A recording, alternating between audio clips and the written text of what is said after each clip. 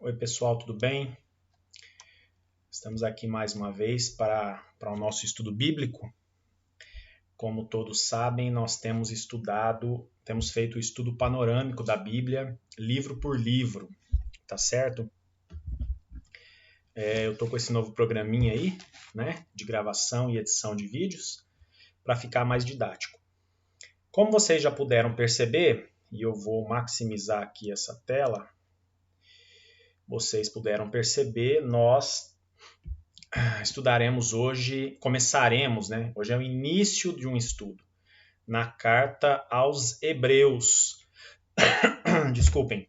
Então, se você tiver aí com a sua Bíblia, como eu estou aqui com a minha, abra na carta aos Hebreus, parte 1 hoje, né? Então, essa é a primeira parte do estudo bíblico na carta aos Hebreus, tá bom?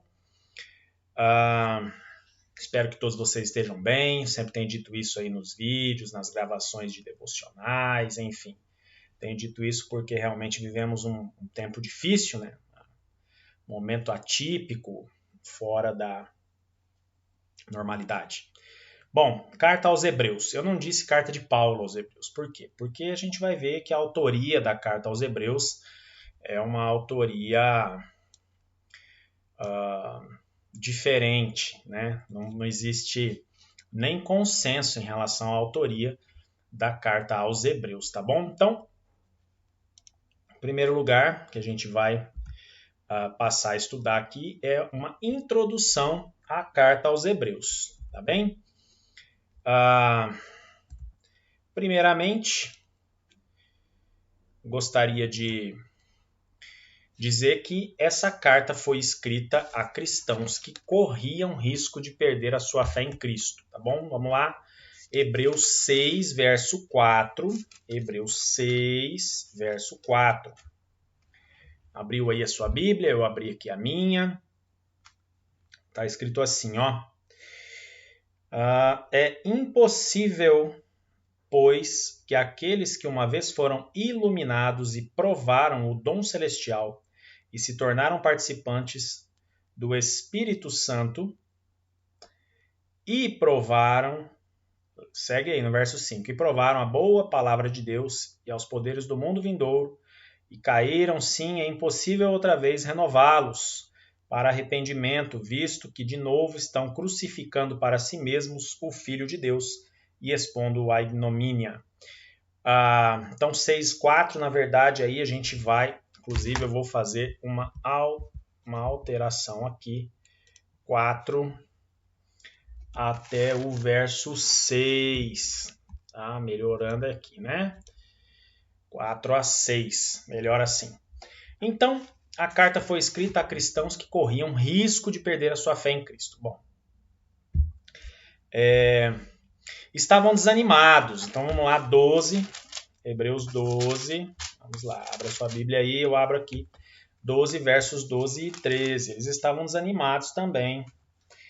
Por isso, restabelecei as mãos descaídas e os joelhos trôpegos, e fazei caminhos retos para os vossos pés, para que não se extravie o que é manco, antes seja curado. Estavam desanimados, alguns deles já tinham deixado de assistir aos cultos da igreja. Se a gente olhar lá no 10, olha só, 10, 25, para aqueles que ficam fugindo de ir à igreja, de participar dos cultos. Hebreus 10, 25. Exceto os que têm grande justificativa para isso. Não deixemos de congregar-nos como é costume de alguns, antes façamos admoestações, e tanto mais quanto vedes que o dia se aproxima. Então, muitos estavam desanimados, tá certo? Muitos já tinham deixado de assistir aos cultos da igreja. Isso acontece hoje também, não acontece? Muitas pessoas deixam de frequentar a igreja, deixam de participar da vida da comunidade. Nós sabemos que a brasa fora do braseiro apaga. A carta aos Hebreus vem fazer uma exortação em relação a isso, tá? Olha só, outra coisa interessante para a gente entender é que eles eram judeus que haviam se convertido à fé cristã, né? Mas que devido à perseguição estavam pensando em voltar à religião judaica. Então, assim, o judaísmo era muito forte, alguns judeus haviam se convertido à fé cristã, Só que eles estavam sofrendo muitas perseguições e isso estava fazendo com que eles repensassem e até cogitassem a ideia de voltar à religião judaica, né? O que é muito temeroso, muito ruim, muito prejudicial e coloca em xeque até a conversão genuína, né? Conversão verdadeira. Eu me lembro aqui da história daquele rapaz que filho de sheik árabes, né? Sheik árabe, e um bilionário, dono de petróleo e tudo mais, e que ele foi se casar, muçulmano, foi se casar com uma jovem que era cristã praticante. E aí a condição é que elas convertessem ao islamismo, que elas tornassem muçulmana. E aí o que ela fez? Ela se tornou muçulmana, se casou com o filho do sheik, bilionário árabe, e os pais dela foram questionados em relação a isso. Mas como assim? Ela era cristã, praticante da igreja, toda semana na igreja, fazendo as coisas. E os pais disseram, olha, é uma opção dela e é a vida dela, é o esposo dela, é a família dela. Então, por aí a gente vê como até o poder do dinheiro, muitas vezes, faz com que as pessoas alterem aí o curso religioso na sua vida, né? Então, a gente questiona a conversão genuína. Então, era convertida de verdade, né? Cristã mesmo, esquisito, se tornar, então, muçulmana por conta desse casamento com o filho do sheik árabe, né? Mas essas coisas acontecem, tá? Infelizmente. O autor também adverte quanto ao perigo de se fazer isso, de fazer esse retorno, né? Voltar do cristianismo ao judaísmo. Eles se tornariam então inimigos de Cristo e estariam crucificando outra vez a Jesus. Nós já lemos lá o verso 6 do capítulo 6. Eles estão crucificando novamente o Filho de Deus, né? O que é péssimo, né? O que não tem nada a ver, porque significa que a crucificação de Cristo parece que não foi suficiente, o que não é o caso. Para nós que somos cristãos, seguimos de fato o cristianismo e a fé em Jesus. Tendo dito isso, a gente vai avançar aqui. Podemos ir lá para o capítulo 6, do 9 ao 12, onde o autor sabe que seus leitores ainda não haviam negado a Cristo, né? Então, a gente vai lá no 6, vamos ler, vamos junto. Do verso 9 ao verso 12, olha só. Quanto a vós outros, todavia, ó amados, estamos persuadidos das coisas que são melhores e pertencentes à salvação, ainda que falamos desta maneira. Porque Deus não é injusto para ficar esquecido do vosso trabalho e do amor que evidenciastes para com o seu nome, pois servistes e ainda servis aos santos. Né? Verso 11, desejamos, porém, continue cada um de vós mostrando até ao fim a mesma diligência para a plena certeza da esperança, para que não vos torneis indolentes, mas imitadores daqueles que pela fé e pela longanimidade herdam as promessas. Então ele sabia que os seus leitores ainda não haviam negado a Cristo, que existia essa possibilidade, e ele observa que melhor do que eles... Ele observa melhor do que esses cristãos, né, o grande perigo que eles estão correndo, tá certo? E aqui no verso 3, olha, isso faremos se Deus permitir. O autor dá uma lição aos cristãos daquele tempo que serve para todos nós atualmente também. Nós faremos isso, faremos aquilo, se Deus permitir. Isso aqui é uma tendência que nós temos, né, de decidir e definir coisas sem lembrar que é o Senhor, nosso Deus, quem permite ou não permite as coisas acontecerem. Então, às vezes a gente sai tomando decisões, a gente sai, desculpem, a gente sai fazendo planos e a gente esquece que a permissão de Deus é fundamental para que as coisas aconteçam de verdade, né? Eu falei lá atrás que não era o Paulo, não é? A autoridata. Aqui nós temos algumas controvérsias. Ó, eu vou colocar aqui para o canto, melhor. Gostei de mexer com essa telinha aqui para lá e para cá. A carta é anônima, tá? A carta é anônima, o autor não se identifica. Não se identifica. Isso aqui é uma coisa interessante. Antigamente dizia-se que o apóstolo Paulo era o autor, mas hoje são poucos os que acreditam nisso. Tá? São poucos os que acreditam nisso. Alguns acham que a carta foi escrita por Barnabé, outros por Apolo e outros até por Priscila. Então, existe aí muita controvérsia entre os estudiosos da carta aos Hebreus em relação ao autor da carta. Paulo, Barnabé, Apolo, Priscila, como é que fica essa questão da autoria? A única certeza é que não se sabe ao certo quem foi o autor. Não dá para cravar quem foi o autor, né? O estilo de escrita não tem como cravar com toda certeza que foi Paulo, ou que foi Apolo, ou Barnabé, ou Priscila, ou algum outro autor ou autora da carta, né? O autor e seus leitores pertencem à segunda geração de cristãos. Vamos lá no capítulo 2, verso 3, para a gente ver isso. Hebreus 2, verso 3. Como escaparemos nós se negligenciarmos tão grande salvação? A qual, tendo sido anunciada inicialmente pelo Senhor, foi-nos depois confirmada pelos que a ouviram. Então, alguém ouviu sobre Jesus, sobre o Evangelho, e depois esses que ouviram anunciaram aos cristãos aqui, que são os destinatários da carta aos Hebreus. Os primeiros líderes já haviam morrido. Onde a gente vê isso? 13, verso 7. Olha lá, vamos lá no 13, Hebreus 13, verso 7. 13, verso 7. Lembrai-vos dos vossos guias, os quais os pregaram a palavra de Deus, e considerando atentamente o fim da sua vida, imitai a fé que tiveram. Então, os primeiros líderes dessa comunidade de cristãos, os que pregaram inicialmente o evangelho, já haviam morrido, né? Mas considerem a fé que tiveram. Essa é a orientação, tá? No verso 17, a gente vai ver o autor pedindo que obedeçam os líderes atuais. Olha só, no 13, 17, obedecei aos vossos guias e sede submissos para com eles, pois velam por vossas almas, como quem deve prestar contas, para que façam isto com alegria e não gemendo, porque isto não aproveita a vós outros. Então, os guias iniciais, os líderes, aqueles que guiavam essa comunidade, que pregaram o evangelho no início, já haviam morrido. E agora o autor aos Hebreus diz que eles precisam, então, obedecer e respeitar os líderes que estão lá agora, né? Que estão ali com autoridade sobre eles. A data mais provável da escrita da carta aos Hebreus, até isso é difícil, porque fica entre 65 e 85 da era cristã. Ou seja, uma imprecisão de 20 anos. A gente viu aí em outras cartas, em outros textos do Novo Testamento, 2, 3 anos, né? Entre 63 e 65, por exemplo. 2, 3 anos, 4 no máximo. Aqui, a imprecisão traz uma variação de 20 anos. Entre 65, época quando o Evangelho de Marcos foi escrito, o primeiro dos evangelhos escritos, aliás, e 85, quase datando do último evangelho escrito. Então, até isso é difícil de trazer com precisão. Quanto ao lugar onde foi escrita essa carta, o texto de Hebreus 13, 24 nos dá uma sugestão. Então vamos lá, a gente está no capítulo 13, né? 24.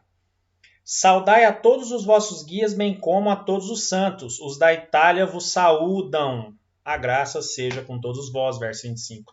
Então a sugestão é que eles estivessem na Itália, provavelmente Roma. Mas isso é uma sugestão, né, pelo texto aí do verso 24 do capítulo 13 de Hebreus, tá bom?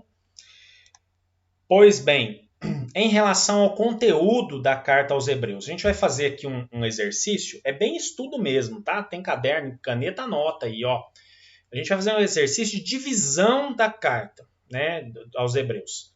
Na semana próxima, na parte 2 do estudo aos Hebreus, é aí que a gente vai estudar as mensagens contidas, tem pelo menos 4 mensagens importantes que estão contidas na carta aos Hebreus. Agora a gente só vai fazer, a gente fez uma introdução contextualizando a carta, falamos sobre autoria e data, e agora a gente vai fazer uma divisão em relação ao conteúdo dessa carta, tá? Eu vou ficar de lado aqui de novo para que a gente possa entender, a divisão. O autor afirma que está escrevendo palavras de ânimo, como lá em 13, 22, olha lá, 13, 22, rogo-vos ainda, irmãos, que suporteis a presente palavra de exortação, tanto mais quanto vos escrevi resumidamente. Então, palavras de ânimo, usando uma expressão que aparece também em Atos 13, 15, a mesma expressão a gente vai achar lá em Atos 13. Vamos ver aqui, eu não vou desmarcar o Hebreus. Atos 13, 15. Atos 13, 15 vai dizer: depois da leitura da lei e dos profetas, os chefes da sinagoga mandaram dizer-lhes: irmãos, se tendes alguma palavra de exortação, para o povo dizei-a. É a mesma expressão usada aqui em 13:22. 13:22, rogo-vos ainda, irmãos, que suporteis a presente palavra de exortação. A palavra exortação, na verdade, poderia ser melhor traduzida por uma palavra de ânimo em lugar de exortação. Porque a palavra exortação traz um sentido estranho para nós, né? Não sei se você já percebeu, mas quando a gente pensa em exortação, a gente normalmente pensa em bronca, né? Chamada de atenção. Mas na verdade aqui tem a ver com palavra de ânimo. E aí, a gente vai dividir esse conteúdo assim, ó. Jesus Cristo, a perfeita revelação de Deus. Está lá em Hebreus 1, do 1 ao 3. Jesus Cristo, a perfeita revelação de Deus. Estou colocando a divisão do livro, tá? No capítulo 1, verso 4 até o 2, verso 18, nós temos a ideia da temática de Cristo é superior aos anjos. Então existia toda uma angelologia, um frenesi numa busca em relação à compreensão sobre os anjos. E aí a carta aos Hebreus, do verso 4 do capítulo 1 ao verso 18 do capítulo 2, traz Cristo como superior aos anjos. No capítulo 3, verso 1 até o 4, verso 13, a gente vê Cristo superior a Moisés e Josué. Por quê? Vocês lembram lá atrás que eu falei que eram judeus que se converteram ao cristianismo, que recebem essa carta? O judaísmo tinha como maior profeta do Antigo Testamento Moisés, e quem substitui Moisés é Josué. Quem entra na terra prometida, porque Moisés avista a terra e morre, né? Deus não deixa entrar. Quem assume o bastão da liderança e atravessa o Jordão e vai para a terra e conquista Jericó, né, onde as muralhas de Jericó ruíram, por exemplo, é Josué. Então Moisés, o grande líder do Antigo Testamento, do povo judeu, e Josué, o seu sucessor, que é o que entra até a terra prometida. Aí, quando a gente vai do verso 14 do capítulo 4 ao verso 28 do capítulo 7, a gente tem Cristo, o nosso grande sacerdote, que é superior aos sacerdotes levitas. Por quê? Existia ainda a ideia de que os sacerdotes eram especiais e eram os que tinham ligação com Deus. E aí vem Cristo, o grande sacerdote, superior aos sacerdotes levitas. Os levitas, a tribo de Levi, os levitas eram os que cuidavam do templo, da música, da segurança, da arrumação. Algumas pessoas dizem aí, eu sou levita porque participa de ministério de louvor, pois mais levita do que quem toca e canta na igreja são os diáconos e as diaconisas, que cuidam do templo, que se preocupam com o andamento do templo, que se preocupam com a ornamentação, a limpeza, o cuidado, a segurança, são os diáconos e as diaconisas, né? Os que servem dessa forma. E claro, os músicos, aqueles que fazem parte do ministério de louvor e adoração também. Os levitas tinham também essa função musical, né? Na liturgia da época. Tá bem? Então aqui Cristo é superior aos sacerdotes levitas. Observe que a ideia aqui de Hebreus parece ser, né, impressão que dá, sugestão minha, olhar para Hebreus como uma afirmação, uma testificação de que Cristo está acima de tudo e todos, tá bom? A gente tem aí do verso 1 do capítulo 8 ao verso 22 do capítulo 9, a aliança feita por Cristo é superior, porque Cristo faz uma aliança superior a qualquer aliança que já tivesse existido desde o início da peregrinação do povo de Deus lá no Antigo Testamento. Do verso 23 do capítulo 9 ao verso 39 do capítulo 10, nós temos o sacrifício de Cristo superior. Observe uma busca textual para reafirmar, testificar e mostrar que Cristo estava acima em todos os aspectos, superior em tudo. Nós temos aí, do verso 1 do capítulo 11 até o verso 40, capítulo 11 do 1 ao 40, os heróis da fé. Uma galeria que nós podemos, inclusive, dar uma passada por ela depois, não hoje, talvez na semana próxima, na parte 2 do estudo, sobre os heróis da fé. Do verso 1 do capítulo 12 até o verso 11, então no capítulo 12, do 1 ao 11, nós temos Deus, o nosso Pai. conselhos e avisos do 12:12 ao 12:29. Como agradar a Deus do 13:1 ao 19, então aí tem orientações de como agradar a Deus. Oração e saudações 13:20 a 24 e a bênção do verso 25, tá? O que eu quero enfatizar nesse final? Você percebeu que terminamos a apresentação, né? Nessa divisão da carta aos Hebreus, nessa parte 1 do estudo, a gente vê de maneira evidente que a grande maioria da carta vem testificar, corroborar, comprovar, afirmar que Jesus Cristo é superior em todos os aspectos. Observem vocês que nós temos até aqui, no 10, capítulo 10, verso 39, só essa ênfase em cima da Cristo ser superior a isso, aquilo, aquilo outro. Cristo é superior a Moisés, Cristo é superior aos sacerdotes levitas, a Josué, Cristo é superior, a aliança de Cristo é superior, o sacrifício de Cristo é superior. Quase que o livro, quase que a carta toda, tá certo? Aí, quando a gente entra no capítulo 11, que é um capítulo especial em relação aos heróis da fé, depois nós passamos, então, a falar de Deus, o nosso Pai. Só no 12:12 é que nós temos o início de conselhos, né, e avisos, depois como agradar a Deus, e logo já temos uma oração e saudações e a bênção final. Quer dizer, é uma carta diferente das outras cartas, por isso que ela dá uma destoada das cartas paulinas, né? As cartas paulinas, na grande maioria, eram cartas, ou foram cartas, que vinham orientar a igreja, dar conselhos, o que fazer, relacionamento entre patrão e empregado, servos e escravos e seus senhores, marido e esposa, filhos e pais, pais e filhos, enfim, são cartas recheadas de orientações de como se relacionar na igreja, fora da igreja, na sociedade.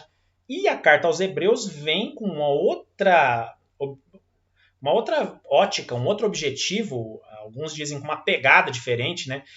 A ideia da carta aos Hebreus é justamente testificar e afirmar a superioridade de Cristo em relação a tudo e todos, especialmente aquilo que os judeus tinham muita crença e fé, tá bom? Espero que esse estudo inicial na carta aos Hebreus tenha sido proveitoso, produtivo, tenha abençoado a sua vida e tenha esclarecido algumas coisas, né, pelo menos nesse pontapé inicial no estudo da carta aos Hebreus. No próximo estudo da carta aos Hebreus, nós veremos pelo menos 4 mensagens principais desta carta, né, que o escritor, a escritora, não sabemos, acabam trazendo. Pelo menos 4 eu vou abordar mensagens muito importantes e principais da carta aos Hebreus, tá bom?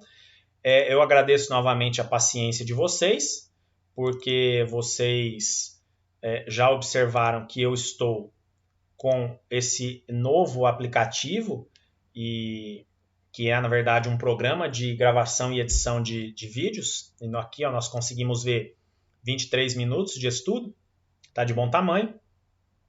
Que Deus abençoe você, abençoe sua família nesse domingo, não é? Esse aqui é o estudo bíblico dominical, por isso que está indo para você no domingo de manhã, apesar de às vezes eu gravar antes, mas enfim, é para a gente criar uma cultura e um hábito de horários também para estudar a palavra. Não deixe de indicar os estudos que estão sendo gravados, eu creio que eles são esclarecedores, é uma visão panorâmica dos livros da Bíblia, é uma bênção a gente poder estudar isso. Que Deus abençoe você nesse domingo, a sua família, um almoço abençoado aí, não sei se você está vendo esse vídeo em um outro horário, mas que Deus te abençoe você onde você estiver, seja em Anápolis, Goiás, fora do Brasil, que você seja abençoado em nome de Jesus. Até o próximo estudo, próxima semana, estudaremos o 2º mandamento da série dos mandamentos na quinta-feira e estudaremos a parte 2 da carta aos Hebreus. Deus abençoe, até o próximo vídeo.